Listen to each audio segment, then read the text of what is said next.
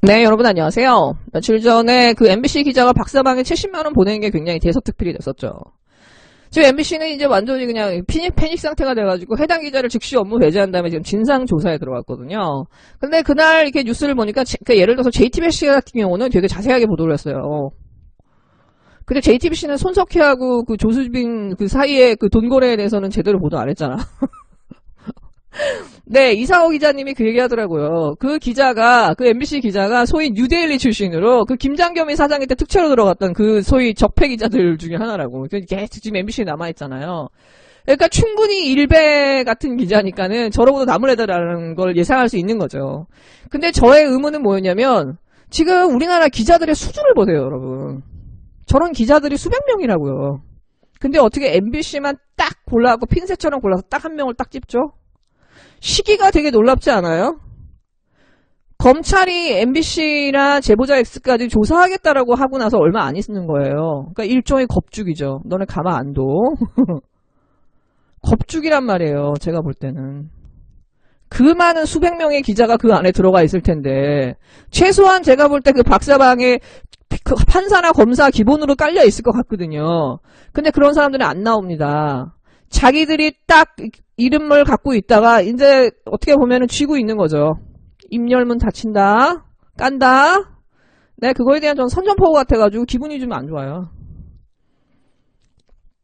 저는 MBC가 지금 채널A 사건을 이것 때문에 멈추지 않기를 간절히 바랄 뿐입니다.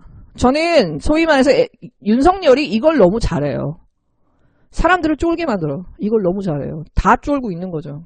네, 그러니까 이 힘의 균형추가 제가 말한 것처럼 깨지질 않는 거예요. 어젯밤에 했던 그 시사기획창 유검무죄, 무검유죄, 이 검찰총장 장모의 17년의 소송을 다루는 그 KBS의 시사기획창이 굉장히 화제가 많이 됐죠. 이 본방송 전에 특히 17분 정도로 그 PD가 이 사건의 배경들을 아주 자세하게 설명을 해줘요. 본방송을 이해할 수 있도록. 그 KBS의 보도가 MBC나 뉴스타파의 보도와 달랐던 점은 뭐냐면 이 백범문사라는 사람, 위증교사를 해서 그 나중에 양심선언을 했는데 그 양심선언을 하자마자 즉시 검찰이 그 번호사법 위반으로 기소해가지고 감옥살이를 하고 분명히 자기는 모해이증교사죄를 다뤄가야 된다고 하는데도 검찰이 끝내 그 말을 무시하고서는 변호사법 위반으로 해서 이분이 감옥살이에서 나와서 결국은 아무리 주장해도 검찰이 받아주지 않고 젊은 나이에 암으로 세상을 떠나는 이 과정을 보여주고 가족은 무슨 평택에 무슨 뭐 반지하방에 있는데 지금 뭐 나간 상황이고 자세하게 보여주죠. 그 다음 또 하나는 뭐냐면 지금까지 살짝 나왔던 그 양재택이라는 양모검사. 이 두 모녀의 이 비즈니스를 봐줬다라고 보는 이 양모검사를 직접 가서 인터뷰한 게 굉장히 그 차이가 있었죠. 이 사람 보면 거짓말이 정말 세고 셌잖아요. 유럽 여행 안 갔다고 했다가 유럽 여행 갔는데 비용은 내가 냈어요. 그러면은 그 와이프 미국에 있는 와이프한테 송금했는데 이 모녀가 도대체 이건 뭐냐? 제이슨한이라는 사람한테 부탁했는데 그럼 제이슨한 돈 갚았냐? 특수활동비로 갚았다. 제이슨 어디냐? 제이슨 이민 갔다. 나는 이 모녀를 3-4번밖에는 식사자에서 만난 거 외에는 없다. 이런 식으로 딱 했거든요. 싹 다 거짓말이라죠. 거짓말, 이게 인터뷰를 맞춘 거지. 하나도 증거될 수 없는 말들만 했다라는 거 이거 거짓말이라는 얘기죠.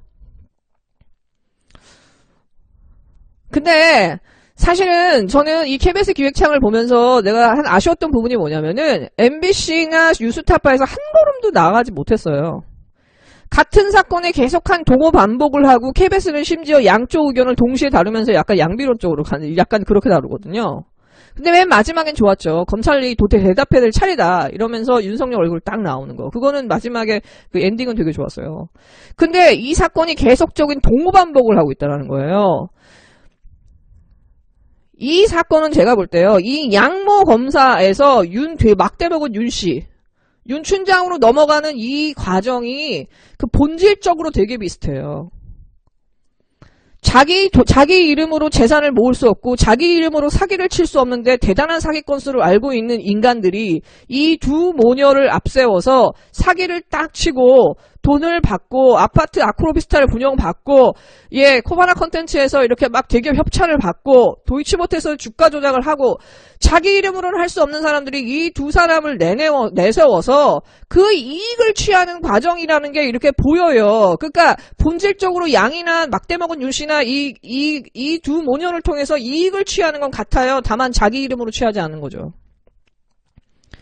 3억짜리 나홀로 아파트에 2억짜리 대출이 낀 직업이 거의 없었던 걸로 추정되는 소위 아니면 부동산 경매나 이런 거 따라다니는 그런 여자로 추정되는 한 여자가 20억짜리 아크로비스타로 자기 이름으로 옮겨가는데 세금을 못 내갖고 3번의 가압류를 당하는 이 과정을 보면 저 재산은 과연 저 여자의 것인가? 저 여자가 저 돈을 벌어갖고 저 재산을 모았는가에 대한 의문이 안 들 수가 없는 거죠. 윤석열이 재산이 너무 없어도 너무 없는 게 이상하지 않나요? 2천만 원이었는데 갑자기 몇 년 사이에 현찰이 2억이 넘어간 거에 대해서도 윤석열은 설명을 못해요. 그리고 정말 중요한 게 뭐냐면 이 코바나 컨텐츠라는 이 회사 그러니까 도이치모터스에 계속해서 10년간의 후원을 받았다라는 사실 이유도 없이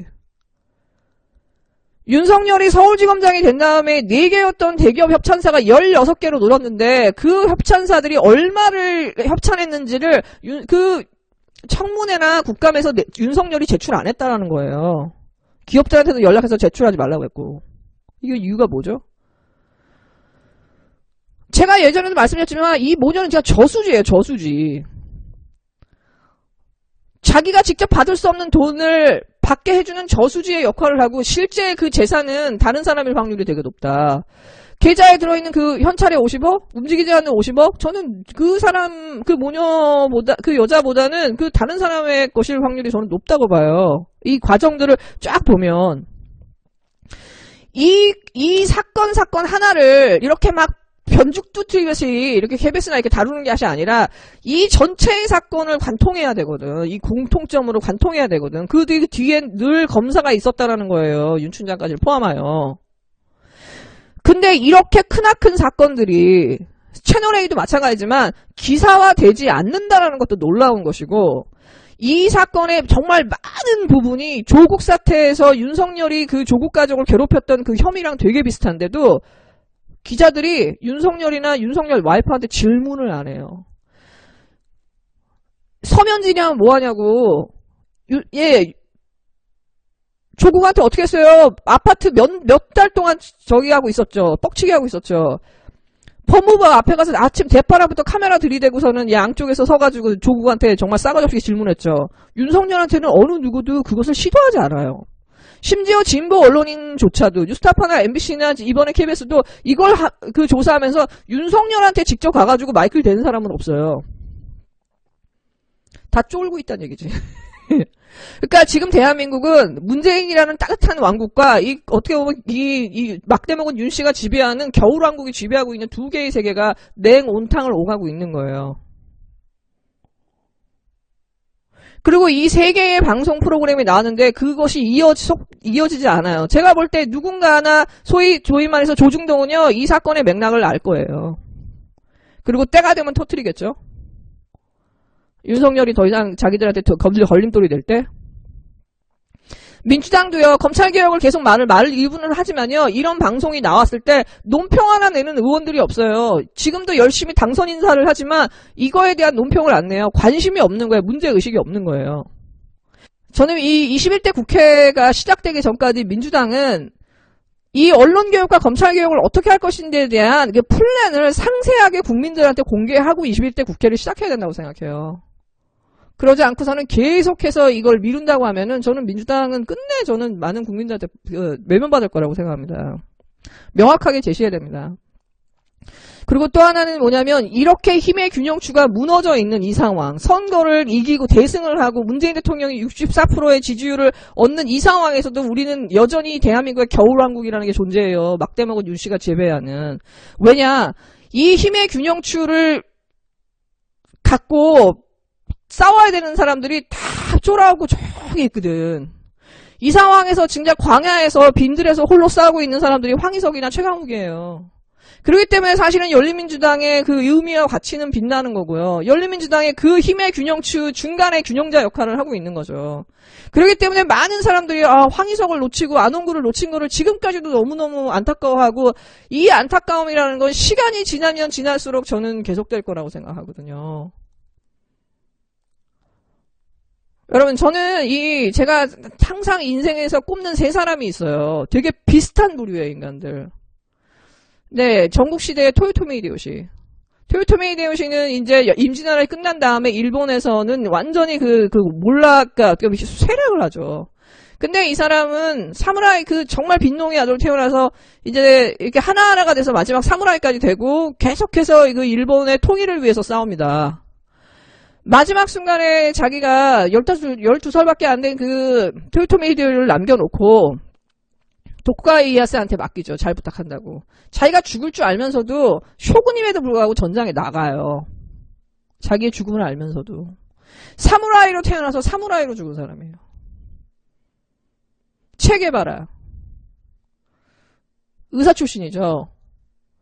혁명을 달성하고 자기가 장관이 되는데요. 그 장관직을 버리고 다시 또 반군 활동하는 게릴라전에 들어가서 거기서 죽음을 당합니다. 죽어요. 전장에서 죽어요. 혁명가로서 시작해서 혁명가로 죽어요. 노무현 대통령.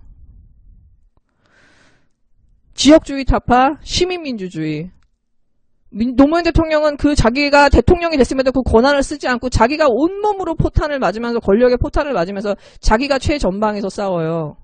그리고 권력을 내려놓은 다음에도 시민들한테 같이 가죠. 시민들 곁으로 가고 거기서 농부로 돌아가서 자기 마지막까지도 아무것도 남기지 않고 노무현 대통령은 하나의 시민으로 돌아가시거든요.